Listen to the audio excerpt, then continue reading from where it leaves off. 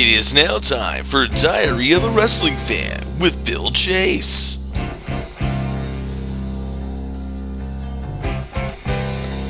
And now here he is, the former president of the Alicia Silverstone fan club, Bill Chase.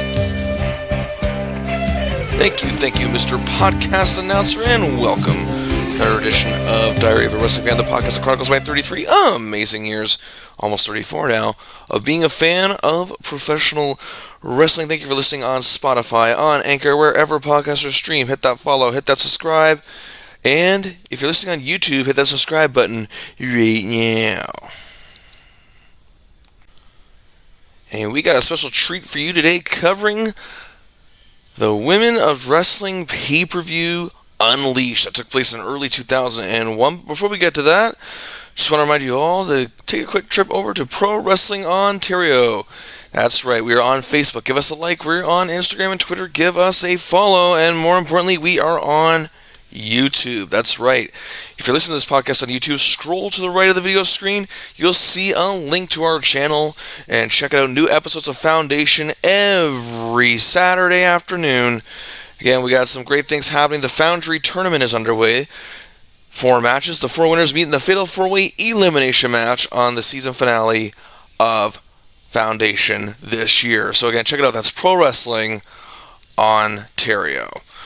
Okay, well, this week, again, we are covering the Women of Wrestling pay-per-view Unleashed, it was called, back in early 2001.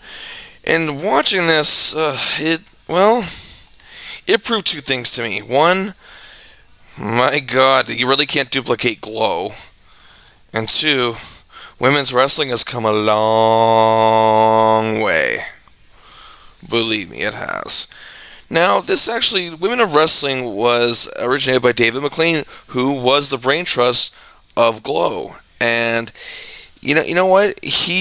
Glow, if you ever watched it, was more of like I said, a very campy, very almost like sitcom-ish kind of in a way. Back in the 80s and whatnot, and it had a large following. It had a devoted audience, and it just used wrestling as kind of a way to progress things. And it wasn't marketed to be taken seriously as a wrestling show, so that's why the wrestling purists, most of them it seems, don't take offense to it, because they know it was presented to be as such. And to be fair, so was Women of Wrestling. It was not marketed to be taken seriously that way. It was still supposed to be very campy, still supposed to be very character driven, like TV shows and whatnot. So still, I'm not going to be as hard on this show as you might think. It had its entertainment value. I mean, again, I'm in high school at the time when this show is happening, and it's really, again, as a young high school boy, you're going to enjoy this sort of stuff. You know what I mean? It's not even a matter of if. Now, WoW was actually televised in many markets, and it was syndicated. I used to catch really late at night. I don't even remember the channel, to be honest with you. But it was in first run syndication. And you know what? It actually, again, this one had a bit of an audience too. So this was the pay-per-view that took place in February of 2001. It's called WoW Unleashed. Now, to be fair, again, that wrestling is hot at this point. You know what I mean? It is insanely a successful show. So, it's actually February 4th, 2001 that this took place. And you know what? I remember watching this on tape, because at the time we did not have the cheater box. So actually, literally a day later, a friend of mine from school, he gave me the tape. And so I was thinking, okay, I'm curious to see how this turns out. So, alright. So, much like Glow, these sketches were, I guess you could say, again, made to advance stories and whatnot. But at the same time, though, in the pay-per-view here, they didn't really add much of anything. Even to, at least with Glow, it added to it. Whereas here, it just did not add one damn thing at all. And you think being a teenager, I wouldn't have a problem with this, and at the time I didn't. But at the same time, It's just, well, it's pretty much anything you can get on the internet these days. So, without any further ado, we'll get into this show. I actually was a little shocked that even Viewer's Choice aired this pay-per-view. So, let's get right to it. Alright, so the first match of the show. Now, first of all, actually, before I get to the match, the hosts for the show are Lee Marshall, former WCW's Lee Marshall. He was great! And Bobby the Brain Heenan. First off, I'm just going to say Bobby Heenan did not give a crap. He was better the 5 minutes he spent on WrestleMania X7 calling the Gimmick Battle Royal than he was this entire show, and it was literally barely 2 months after this. So, there you go. So, the first match we have is Jacqueline Hyde versus Randy Rara. So, Jacqueline Hyde's character was supposed to be like somewhat of a mental patient, I guess you could say. And, of course, if you couldn't tell already with the name Randy Rara, you obviously can tell she's a cheerleader. Now, here's another thing, too, is that another thing that separates this from Glow is that the thing about Glow is that they stayed true to their character even with the quote-unquote matches that they had. Whereas in WoW, it just seemed that the bell rang and the characteristics just went out the window. It's like it just seems like it was just made for the entrances. You know what I mean? And to me, that's part of what made Glow successful, is the fact that their characters still stayed with who they were in the ring.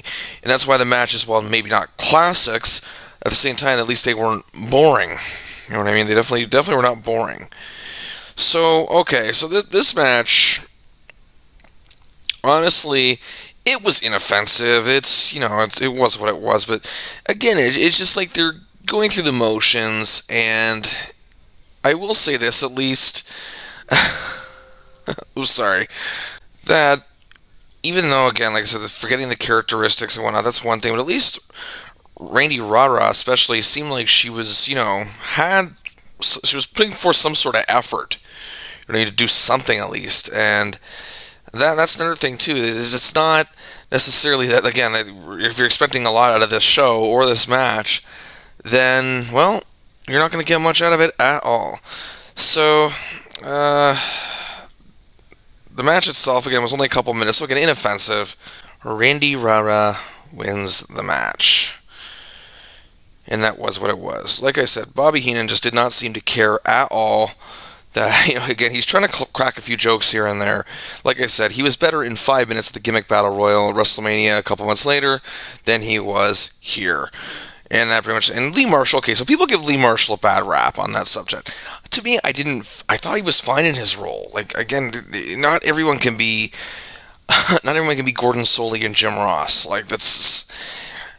He was fine enough in his role. It's not like Marshall was, even other than this and maybe a few AWA shots back in the 80s. He wasn't really given like a big role this way. I know he commentated a lot of episodes of Thunder for WCW back in '98, but again, it's not as if he was the lead commentator or anything like that. Ian Marshall did have some pretty extensive knowledge of women's wrestling. I have to give him that. All right, so moving forward. And by the way, okay, so there's a lot of, also, sorry, I got a sidebar again. David McLean. Okay, David McLean.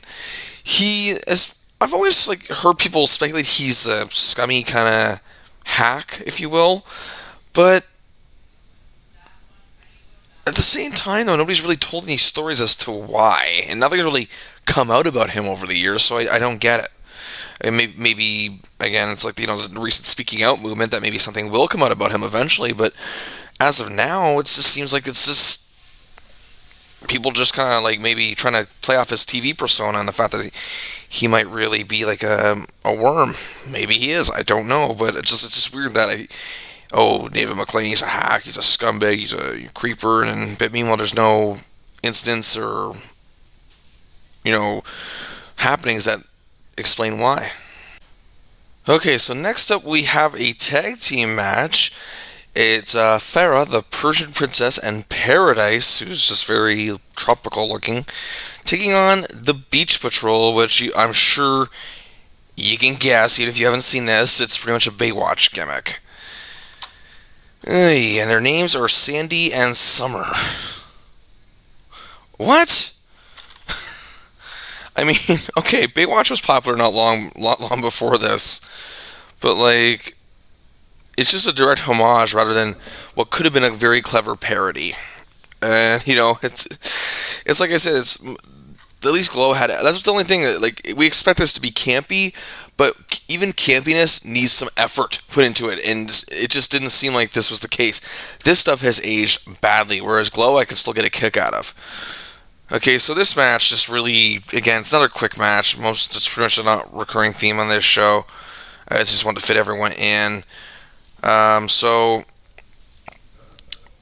a ref bump, and then we get a double pinfall because another ref comes in to make the count just as fast as the first ref is revived to make their count, which again just kind of out of nowhere gets up rather than crawling. Oh, time to make the count. Counted from pins, and it's a draw. Next. Okay, so and at this point, I should mention too. Yes, on the show there are a bunch of even the production quality of the skits. For some reason, Glow didn't have a half bad production for the '80s, but yet it seems McLean and what's her name? What was her name again? Crap, I had it in my notes. I thought Jeannie Buss. Yeah, that's it, Jeannie Buss. I thought they had I thought they'd have better production. Because, okay, I should say too, this show, in terms of live attendance, and again, there's different speculation whether it was papered or not, and I wouldn't doubt that it was. But apparently, it was in a big arena. It was at the Great Western Forum. If the crowd was paid attendance, it was a good crowd. So, again, I don't know. But I'm guessing it might have been paper. I can't. There's different reports say it was, some say it wasn't. I don't know. But anyway, moving on. So next up we have Tanya. I can never again. I'm bad at pronouncing some things. The Warrior Woman versus Jane Blonde. Can you guess what gimmick they're paying a direct homage to? Again, the homages in a company like this should not be just simple homages. You can really do, a fun thing with this. That was what, again, I know you're probably sick of me making the comparisons to Glow, but at the same time, again, if you want to make a company with charming, campy characters, make them campy. So Jane Blonde against Tanya Warrior Woman. So again, this match was barely 3 minutes. Yay. And again, I'm going to make another comparison. With Glow, due to many editing techniques probably, but they're again, we're not expecting these guys to be freaking Omega and Tanahashi. These women to be Omega and Tanahashi. If we want to make a woman comparison, like Asuka and Charlotte, it's not gonna pan out that way. Obviously, we get that, but work around things. And again, that was another charm of Glow. They worked around what they couldn't do, and they just emphasized on what they could do. What does Paul Heyman always say when referencing ECW? Extenuate the positives, hide the negatives. There you go. This may be a sitcom or a TV show, but at the same time, though, it is based around wrestling, and you do have to use certain aspects around wrestling to make it work. So anyway, this match, not at all fun whatsoever. Even leapfrogs here were... This leapfrog made Eric Watts' dropkick look like Jim Brunzell. I'm not kidding. Anyway, Tanya, whatever, she wins. Next up. And I ought to say this too, that the skits, promos and whatnot, they make backyard wrestling look like Kevin Dunn was behind it. At least backyard wrestling knows it's a low-end production. Ooh. I said I wasn't going to bash this show much, but now that I'm recapping it, Yeah. So anyway, we have Hammer and Heather Steele versus Nikki Law with Christy Order. Law and Order. Okay. Anywho, they're corrupt cops, and boy, would this gimmick not fly today. And this just seems very, very forced. And somebody wrote a recap of this show once, and I remember them saying, "Why not just make this like a comedic aspect?" Like, because this is one thing you say about WWE. Even if it failed, at least you could see an attempt to try to make it into something humorous. Like, could do a good cop, bad cop thing or whatever. And you could have sketches with like their manager. Their manager could be the chief. And the chief always, like during breaks in the match where they're stalling, he yells at them like on the old TV shows. Like, that stuff would be so fun. But anyway, again, this actually was not terrible. Hammer and Heather Steele wasn't over. Like, again, she's one of the ones that looked like at least she was trying to bring something out of this. And it's just a total squash, though. It's over. Nikki Law wins. Christy Order comes in with the beatdown afterwards. Next. Again, how far women's wrestling has come, right, guys? Now, like I said, okay, that's actually, it is kind of an unfair comparison to make that they weren't trying to be quote-unquote wrestling that way. But still, it just goes to show how women's roles in the world of professional wrestling aren't just seen like this anymore. Even though I'm sure there's an audience for it, I don't doubt.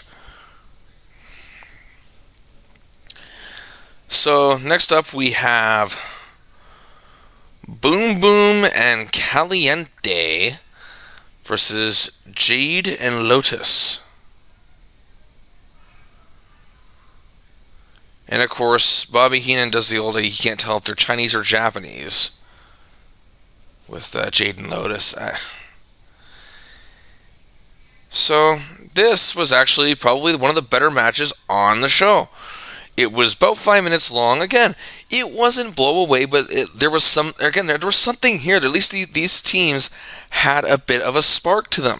I think that they knew they were on pay-per-view television. They knew it's possible many people were watching. Spoiler, there wasn't. But at least they were trying to put forth something that people could enjoy. At least they were trying to entertain the audience. By the way, the crowd's dead for most of this. If you get catcalls and some whistles here and there, but no like real liveliness. But anyway, I digress. So this match ends with there's a reverse roll up for 2, and then on another try, Jade gets power bombed pretty much on her face. And Boom Boom and Caliente win the match. The faces win. So again, like I said, I did not hate this. I actually quite enjoyed this. Well, again, but don't confuse me for comparing it, to Bayley and Sasha. Okay, so next up, we have the Disciplinarian versus Bronco Billy. I was trying to come up with a clever punchline, other than maybe we're thinking that Ed Leslie had a new gimmick and he's dressing as a woman. I had nothing for the Disciplinarian.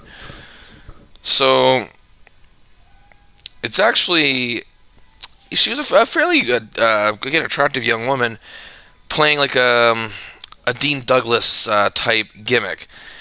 Now, Billy had lost her ranch, I guess, in a skit earlier to an unknown buyer. So it's probably one of the few skits that really play into this. And yeah, I'm pretty sure you know who the buyer is. I don't even think you need to wait till the end of this match. It was the Disciplinarian. And in her, trying to do her best $1 Million Man impersonation, she bought the ranch. Yeah. But Billy still wins the match, though. Moving on. Next up, we have Roxy Power. Power is power, I don't know. Versus Slam Dunk. Okay. They're trying to convince us that Slam Dunk, and I'll give you two guesses of what her gimmick is a basketball player. They're trying to sell her as 6'3". While she is fairly tall, there's no way she's 6'3". There's no way she's taller than Bret Hart even. Or Shawn Michaels. She's barely taller than Shawn Michaels. I mean, it's not a knock on Shawn's height. I'm just saying 6'3" would be taller than Shawn Michaels. But anyway, the crowd actually was fairly into like they were starting to get into it a little bit here and there. Like they would get into it in spurts, it seemed. So this match, Roxy Power, just again, she's no real gimmick, which I'm really not complaining about. I'll be honest with you. This ended in a double disqualification. So, alright, there's some more ref bumps. Slam Dunks, choke slam, gets nothing. And that's it. Ref gets choke slammed. Double disqualification's called. This one was confusing. At this point, now, because remember, just before this next match coming up, I called up my buddy who taped this for me. And I said, hey, have you actually watched this? You know what he said? Well, yeah. Okay, well, did you enjoy this? He said, well, some of the girls are hot, but not really anything remotely entertaining about it. And you couldn't have told me this? You couldn't have told me this. He's like, oh, I just thought you might want to see for yourself. Okay, remember, I'm watching this on our old place on Lawfield Drive. You know, I'm watching this in my room on Lawfield Drive. And I'm thinking to myself, like, do I gut it out? Because I had to watch a TV show occasionally. But the thing is, a 1 hour TV show with this sort of stuff, even though it was nowhere near as good as Glow, or even POWW for that matter, POW, it was, I wanted to see it through, I guess. I was curious. And those shows were inoffensive to watch. It was just something to watch. There was nothing I was overly religious about, but yeah, it was there. So moving on. As a quick sidebar, yes, Powerful Women of Wrestling was another David McLean project. And it had the likes of, like, say, Candy Divine, Heidi Lee Morgan, who went on to be pretty good. Luna Vachon, Medusa Michelli. Yeah, and again, there was quite a few. Even Wendy Richter, I think, was there for a spell. So, doing this show, I'm realizing, yes, I'm going to do a thing about Glow, as well as POW. So anyway, moving on. Next up, we have Riot versus Wendy Wheels. Okay, then. So, it seems like it's a character, like it's like more of this hardcore kind of character, almost based loosely on Luna's character, actually, in POW. This is a hardcore match. And it was not terrible, actually. There were some fun spots here. There were some enjoyable, like, again, just it was for entertainment value. It wasn't bad. There was even a Sky Twister elbow drop, which was executed really well by Riot. So it's a nice back and forth match here. So Wendy uses a pizza pan as they head to the top. She gets shoved off. Wendy gets shoved off. Riot grabs the garbage can, gets a couple of shots, and then finishes with a power bomb. And this was fun. These two actually I thought gelled pretty well together. So this is not a bad match whatsoever. So yeah, there's been some decent stuff happening here. Like I said, this pay-per-view wasn't all terrible. There were some moments. I'll even go as far to say this is not the worst pay-per-view I've even seen. So there you go.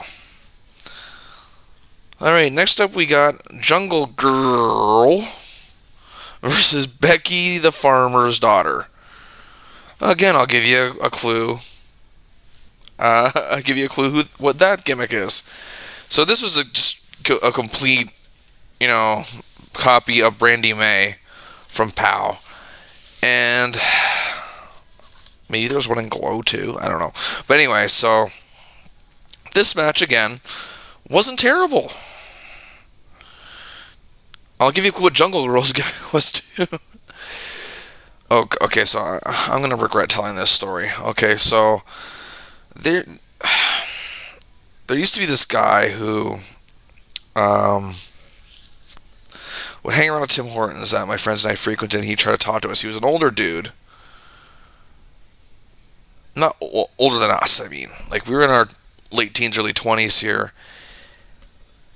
And I'm talking about wrestling, and this guy brings up, because I'm talking about wrestling, I guess this guy brings up, WoW. And I said, yeah, I've watched it a few times. Then there's Jungle Girl. She wrestles with her, in her bare feet. Do you think she wanders around the house in her bare feet? And she I'm like, well, I don't know. And he's like, well, I don't know. I just noticed that she does a lot with her feet. And I'm like, okay. Yeah, this guy was a little bizarre. I could probably spend a whole podcast talking about this guy. But clearly, he had a foot fetish, whatever. No judgment there. It was just, if you knew who this guy was, it just came off as very, very weird. And having certain interest, if you will, that way is not, I don't think it's weird or strange. I just think the way he went about it was a little bizarre in terms of talking about it. And again, other things he talked about were pretty bizarre too. Let's just say this guy got caught doing a little something at McDonald's that he shouldn't have been doing. I'll just go as far to say that hopefully you didn't have a fillet of fish that day. Okay. So, moving on. Again, I enjoy this. The Jungle Girl gimmick, actually, she was one of the few on the roster that actually is committed to kind of her gimmick in the match. She seems kind of, she'll act wild, she'll act crazy. But again, it was, better than most. Becky actually wasn't bad either. These guys seem to just flow together. In the stipulation of this match, at least, you'd have to win with a sort of like a splash type move. So Jungle Girl, who was actually one of their more pushed characters on the show, won the match with the headbutt that was a little too off the mark, but whatever. Not always ballet. And Becky was surprisingly good. I just thought she was gonna be another bimbo just strutting her stuff. And yeah, I didn't mind this match at all. So now we have the WoW Tag Team titles on the line. First ever Tag Team Champions about to be crowned. Caged Heat versus Harley's Angels. I couldn't make these names up if I tried. And God help me if I ever did. To be honest, some of the recent matches have got me more into the show as I'm watching this, right? As I'm watching on the tape. So I'm a little more interested. I'm not distracted by reading a magazine that talks about Canada's new up-and-coming band Nickelback. So anyway, the Caged Heat is a women in prison gimmick. Harley's Angels, on the other hand, I'm assuming it's a biker chick gimmick, but They just look like the biker girls that just hang out at bars hoping to get with bikers. I don't know. But anyway, this was not fun at all.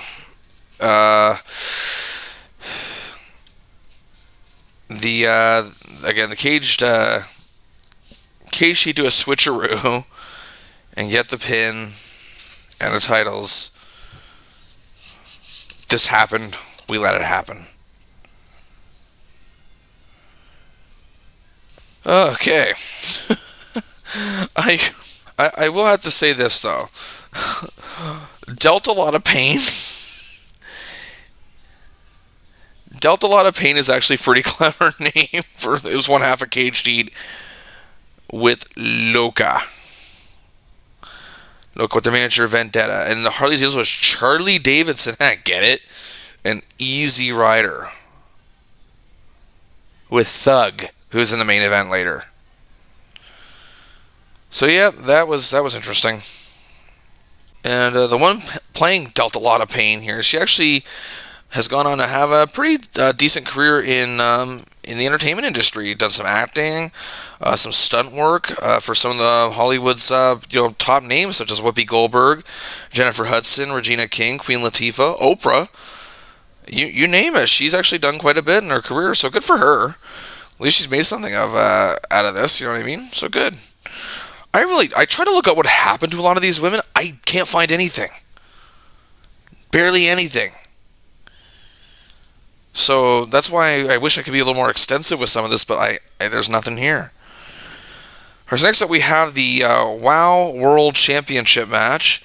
Danger, who is the reigning champion, taking on Thierry Gold. Now, Thierry Gold was supposed to be loosely based on Tina Ferrari. Tina Ferrari got our gig as an American Gladiator and is better known to WWF fans as Ivory.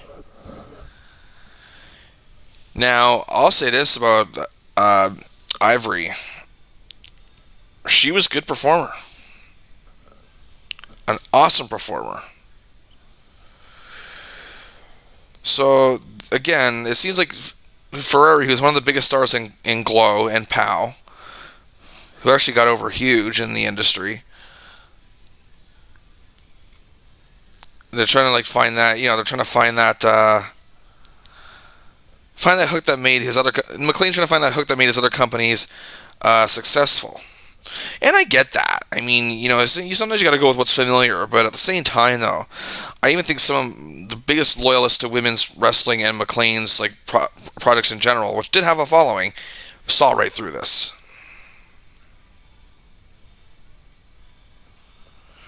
And I certainly did as well. So Danger again is this badass, heel. And she, God bless her, she's trying when she gets a promo, she's trying hard. I'll give her that. And Thierry Gold, they're trying to make her very likable. And to be fair, the woman playing her is, trying to show some personality, but again, it just seems very generic. In the sense that the thing that made Ivory so good in her career was that she tried to add into her character. And here's the thing, Ivory, other than her Right to Censor run, and I know she had a run with the women's title in '99, but really she wasn't given a whole lot to work with at times. But she was always trying to generate, some sort of crowd reaction, in a significant way. And I'll say this about again, it's not and Thierry Gold had a charming smile. They tried to portray her as more of a badass too, which was a babyface badass, but it just didn't fly. So this match is ridiculous. Ridiculously bad even for a David McLean wrestling promotion standards. Guess what we have in this match? Another ref bump! And then coming out, Riot, who is actually the disgruntled partner of Danger, runs into attempt to powerbomb Danger through a table. First try doesn't work, so she tries it again. And hits the move on the far left side of the table, nearly killing her. So Terry wins and gets the title.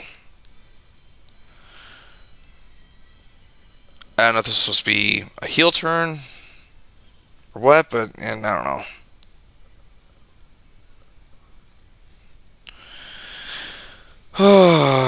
It can't get any worse, right? It really can't. At this point, I'm ready to check out again. But now we get the haircut match. It is Lana Starr and Patty Pizzazz versus Ice Cold and Poison. Lana and Patty were supposed to be like Hollywood and Vine from Glow. So, yeah, that's, well, okay. Now, granted, there are a lot of matches on this show. They're all very short. But again, it's become so long that and there's only so much these women seem to be trained to do. So they're repeating spot. It's now the spot. Even back then, when I wasn't quote unquote, reading the sheets or whatever, I kind of just started this way. But still, there's a lot of things I just did not understand. But like, even I knew the repeating of the moves and spots and that. I'm like, oh come on, I've seen this like 20 times tonight.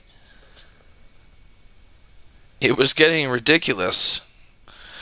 So, Lana, though, tries to do her best Jerry Lawler impersonation by claiming injury, but David McLean, referred to as Mr. McLean, lets us know that WOW delivers as promised, unlike other promotions. Okay, I don't know what that's supposed to... Was that supposed to be a shot at, like, WWF? Because really, at that point, WWF was delivering on everything. At WCW... Well, maybe WCW. I don't know. This point, barely anybody's watching WCW. Might be more people watching WCW that week than they were watching Raw this past week. But I digress. So, needless to say, this match was not fun. The heels win. They fight over the crutch. Poison and Lana fight over the crutch that, of course, Lana used to fake her injury. But it accidentally gets whipped into Ice Cold's face, and she's so paralyzed with shock, she can't even walk 2 feet to break up the pinfall. And again, much like most hair versus hair stipulations, the clippers that were dull, and the barbers did a very bad job, like a weed whacker type haircut, pulling it out in clumps. But later backstage, Ice Cold will be shaved bald. Poison walks off, and we got a heel turn coming up, it seems. Finally, we're at the main event. So, we have a cage match between Thug and Selena Majors is the main event. Now, both of these women have actually had long careers. Thug was actually once known as Peggy Lee Leather. Selena Majors was known as Bambi. And to be honest, Selena was wrestling not all that long ago. Like I said, she's been around quite a while. Since the 80s. And that's the thing, she was, these two, Peggy Lee Leather, and they were both alums of Glow.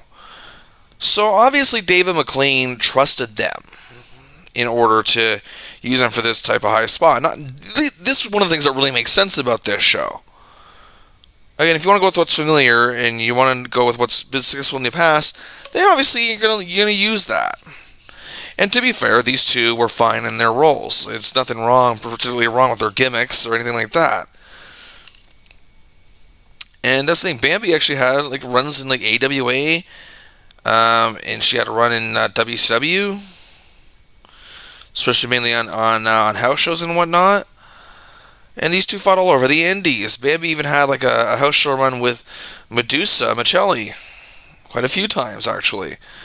Whereas Peggy Lee Leather, who herself wrestled as recently as 2013, Also has some good, again, all over the indie circuit, obviously, for many years, including the 90s. She had done spots for, again, the NWA. Like, mainly when Dennis Carluzzo was running the show kind of deal. So she did a lot of his shows. Peggy Lee Leather runs against Wendy Richter in the WWF. Remember, she had a decent run there for about a better part of a year. Runs in Florida territory. Again, like I said, a really long run in the WWF. Where she even teamed with Wendy Richter as well. Has experience all over the world. In Japan, again. So we're talking two veterans of women's wrestling here. And so I'm thinking this, even at the time as I'm watching this, I've heard of these things. Again, on my tape trading days, I've seen a lot of Glow. I've seen a lot of POW. So I was familiar with these two. And thinking, okay, these two have been entertaining in the past. Let's see what they would give us. Spoiler, it sucked. It went 15 minutes. And it seemed as though after about 3 or 4 minutes, they ran out of ideas. And what to do to kill time.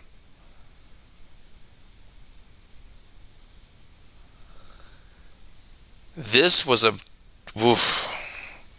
was like a chair shot that was barely a chair shot.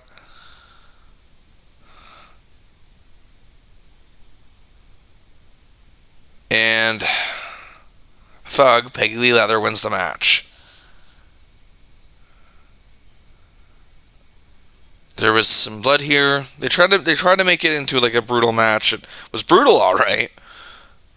But yeah.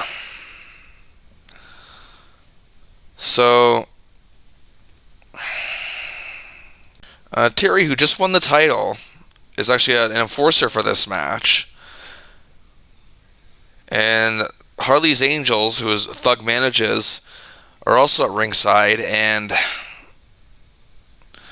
Terry has to reluctantly count the pin. So, of course, Lena turns on Terry after the loss.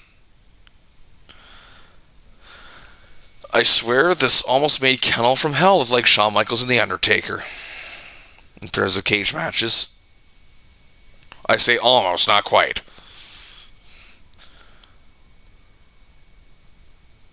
The crowd is actually bored in this match. The ref gets bumped twice in this match. It's like they were just like killing time till the finish. It's like they had nothing to tell a significant story. They couldn't fill 15 minutes of time. With all these short matches on the show, the one that could have been short should have been this one. Like, I don't know. I guess it went last because it was a cage match.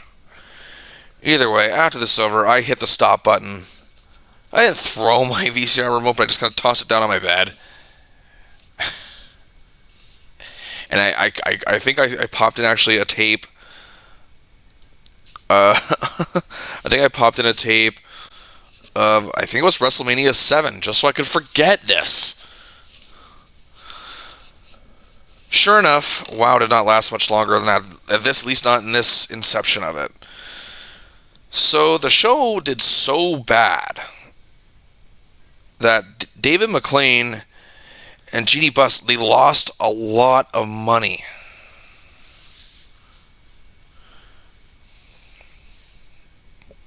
And the attendance of 9,500 for this pay-per-view, however, this was the largest non-WCW and WWE wrestling event in the 2000s until All In. The first All In pay-per-view. I'm not kidding. Be that as it may, there are reports saying this was heavily papered. And it did look good for, again, which is probably a smart move, considering that their TV tapings barely drew 400 or 500 people. Now again, there's conflicting reports saying that this, wasn't necessarily all papered. But I don't know. If there was a time to believe Dave Meltzer, this was it. Regardless, it was not a success in any way, shape, or form. A couple decent matches that were not terrible, but again, nothing that you'd really go out of your way to watch. But did make the pay-per-view a total disaster. I just think it lacked if you make like a 21st century style, a little more, you can make it a little more edgy, I guess, like a version of Glow. Then you could, and it might have been a little more successful. So this company is actually originally, now I did some research on this. It was originally a publicly traded company. They apparently posted a loss of over $2.5 million in the last quarter of 2000. That's more than ECW lost the entire year. Now, they hired an investment banking firm to raise capital, and they had a business backer for a $3 million loan, but they were unable to secure the funding they needed. After the pay-per-view bombed terribly, and again, you think this time where wrestling in any form is hot. WWF, WCW. Again, WCW was about to, sell, but they still had an audience. Raw was drawing monster ratings every week. SmackDown was doing extremely well, too. Even Sunday Night Heat was drawing large numbers. WCW just, again, despite their decreasing audience, has had a better TV audience than most shows today do. ECW looked like they were doing pretty well until, again, it's just Heyman's finances couldn't keep up with the growth of the company, but they were still drawing crowds. At least their crowds weren't papered, really, that I know of. So, in their next pay-per-view, they're actually doing a pay-per-view after this. There's going to be a week after WrestleMania X7. You mean to tell me that people are going to pay such and such dollars just after they dropped a ton of money on the most expensive and biggest pay-per-view in all professional wrestling? I'm not kidding. WrestleMania X7 drew a record buy. It set records. And they were going to run a pay-per-view a week later. I'm sorry, but even WCW wasn't dumb enough to pull that crap.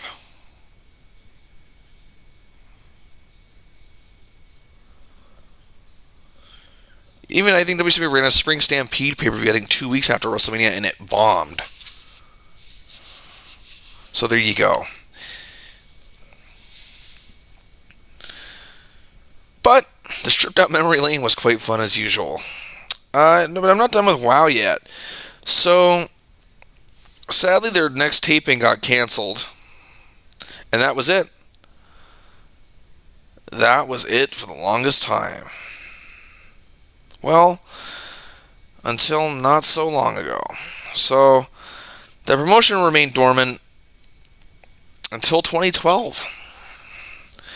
McLean and Buss actually returned with intentions to produce new episodes.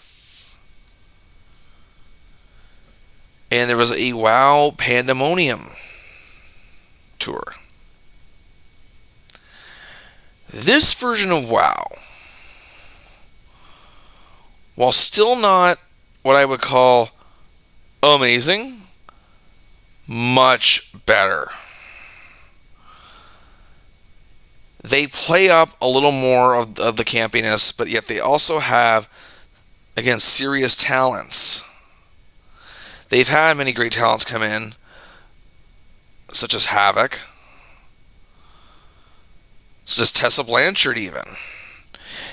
Again, it's not exactly Shimmer in terms of wrestling quality, but at least it seems as though McLean is trying to, if you will, bring a little substance to this version of WOW.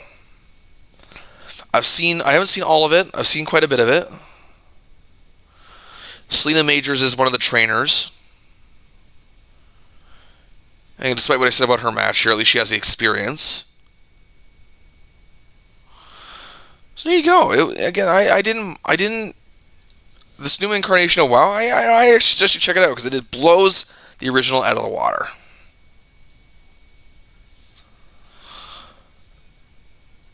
So kudos to Mr. McLean. But still, Glow and POW.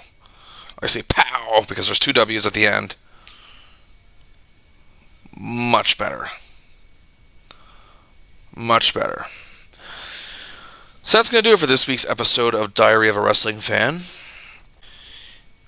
So we're going to do a trifecta of Royal Rumbles.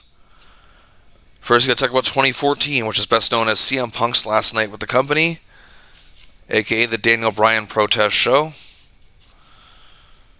Then, after that, I'm going to do Royal Rumble 92. Of course, Ric Flair's infamous performance, Bobby Heenan and Gorilla Monsoon's shining moment on commentary, and ending it with Royal Rumble 94. So, that's going to do it. Thank you all again for joining me. If you want to follow me on social media, BillChase33 on both Instagram and Twitter. Sorry, my computer notifications keep popping up. And yeah, you can join me on Instagram and Twitter, BillChase33. Find me on Facebook, add me at Bill Chase.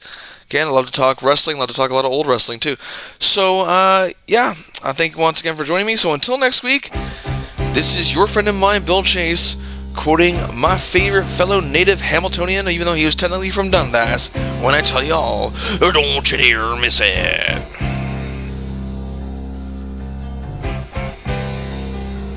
Thank you for listening to Diary of a Wrestling Fan with Bill Chase. If you'd like to make a contribution to the show, but then you have thoughts of trying to scam Bill, just remember he carries a twisted T at all times.